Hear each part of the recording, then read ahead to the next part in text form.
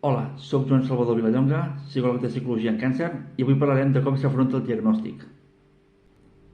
El diagnòstic del càncer desborda l'afrontament dels problemes del dia a dia perquè és una notícia molt impactant per a la qual no estem preparats. És normal que generi moltes preguntes, molts dubtes, moltes pors i és important, de fet pot ajudar molt, el fet de poder anar a les visites de l'oncòleg o l'oncòloga amb una llibreta amb les preguntes apuntades perquè no se'ns oblidin.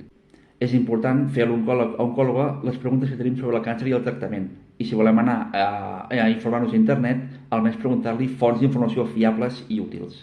Sempre recomano anar acompanyat a les visites de l'oncòleg o l'oncòloga perquè donen molta informació i si hi ha dues persones es pot rebre de manera més útil i més eficaç.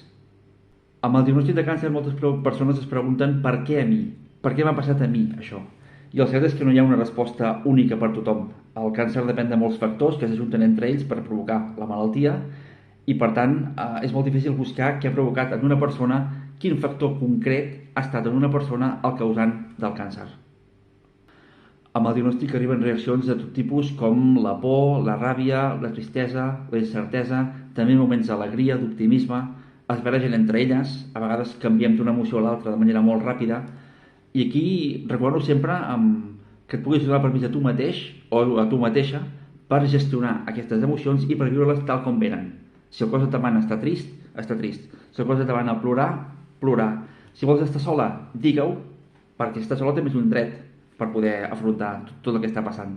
I de vegades volem fer l'esforç d'estar bé de cara als altres, somriure, fer veure que no passa res, fer veure que estem bé, i això es converteix en una lluita i un esforç afegit al que ja tenim per la malaltia. Per tant, convé que et puguis donar permís a tu mateix o a tu mateixa per afrontar les emocions de manera natural.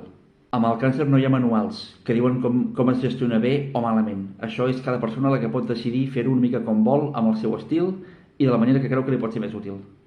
Recorda que si necessites ajuda pots contactar amb mi per telèfon, correu electrònic o WhatsApp i podem fer visites a Manresa, a Barcelona o online. Gràcies.